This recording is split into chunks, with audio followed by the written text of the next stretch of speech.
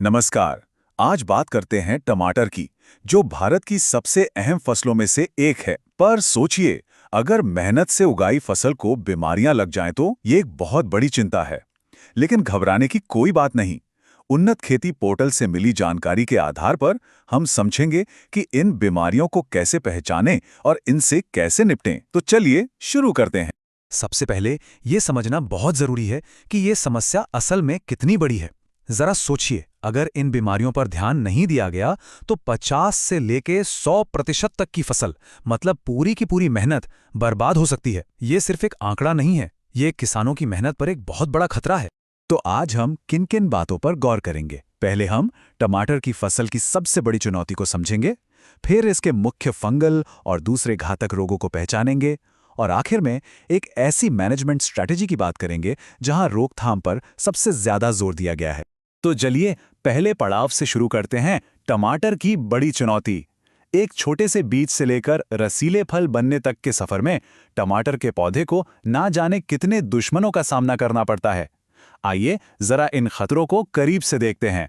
अब बात करते हैं सबसे आम दुश्मन की, यानी फंगस से होने वाली बीमारियां। ये इतनी तेजी से फैलती हैं कि अगर सही समय पर इन्हें नहीं रोका गया तो ये फसल को बहुत भारी नुकसान पहुंचा सकती हैं। अच्छा, अब जरा इन दोनों तस्वीरों को ध्यान से देखिए। ये हैं टमाटर के दो सबसे बड़े दुश्मन, अगेती झुलसा और पछेती झुलसा। देखने में एक जैसे लग सकते हैं, पर इनमें फर्क है। अगेती झुलसा में देखिए, पत्तों पर गोल गोल छल्ले जैसे निशान बनते हैं, और पछेती झुलसा, इसमें पत्तों के किनारे पर पानी से भीगे हुए धब्बे दिखते हैं, जो नम मौसम में, मतलब बारिश के टाइम, बहुत तेजी से फैलते हैं। और हाँ, ये फर्क समझना बेहद जरूरी है, क्योंकि सही पहचान होगी तभी तो सही इलाज हो पाएगा, है ना? लेकिन कहानी सिर्फ फंगस पर ही खत्म नहीं होती। टमाटर के पौधे के और भी कई दुश्मन हैं। तो हमारे अगले हिस्से में हम बैक्टीरिया, वायरस और कुछ ऐसी दिक्कतों पर नजर डालेंगे जो असल में पोषक तत्वों की कमी से होती हैं। कभी ऐसा हुआ है कि एक हरा भरा स्वस्थ दिखने वाला पौधा अचानक से बिना किसी वजह के मुरझा जाए?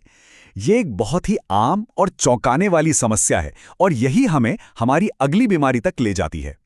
इस रहस्यमयी मुरझाने का कारण है बैक्टीरियल विल्ट, और इसकी पहचान का एक बहुत ही सरल और सटीक तरीका है।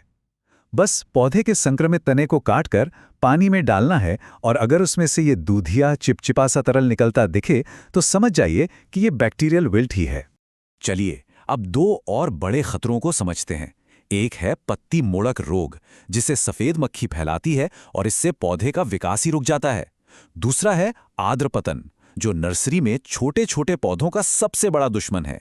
ये पौधों को मिट्टी के पास से ही गला देता है। ये जानना भी बहुत जरूरी है कि हर समस्या किसी बीमारी की वजह से नहीं होती। जैसे फल के नीचे का ये काला धब्बा कैल्शियम की कमी को दिखाता है, और ये जो फटे हुए फल दिख रहे हैं, ये बोरॉन की कमी या पानी के सही से मैनेजमेंट ना होने का नतीजा हो सकते हैं।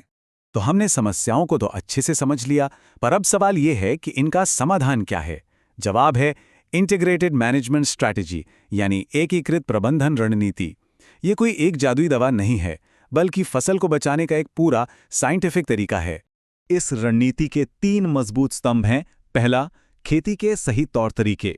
दूसरा, जरूरत पड़ने पर सही केमिकल का इस्तेमाल। और तीसरा, जैविक और नए जमाने के तरीकों को अपनाना। चलिए एक एक करके इन सबको समझते हैं। पहला और सबसे जरूरी स्तंभ है खेती करने के सही तरीके, जो कि ऑर्गेनिक फार्मिंग की भी बुनियाद है। जैसे फसल चक्र अपनाना, खेत को साफ रखना और बुवाई से पहले बीजों का उपचार करना। ये वो पहले कदम हैं जो बीमारियों को आने से ही रोक देते हैं। दूसरा स्तंभ है केमिकल ट्रीटमेंट। देखिए, ये एक पावरफुल टूल है, लेकिन इसका इस्तेमाल आखिरी उपाय के तौर पर और बहुत सोच समझकर करना चाहिए, सिर्फ तब जब बीमारी काबू से बाहर हो रही हो। ये टेबल एक बहुत ही काम की गाइड है।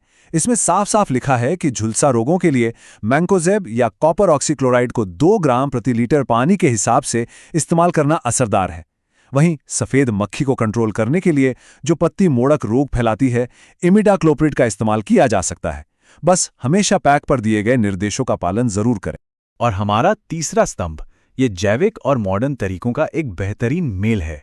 एक तरफ ट्राइकोडर्मा विरिडी जैसा एक दोस्त फंगस है, जो मिट्टी को हानिकारक कीटाणुओं से बचाता है। ये ऑर्गेनिक खेती का एक बहुत शक्तिशाली हथियार है। और दूसरी तरफ बोरॉन और कैल्शियम जैसे माइक्रोन्यूट्रिएंट्स का स्प्रे करके सीधे सीधे फलों की क्वालिटी को बेहतर बनाया जा सकता है।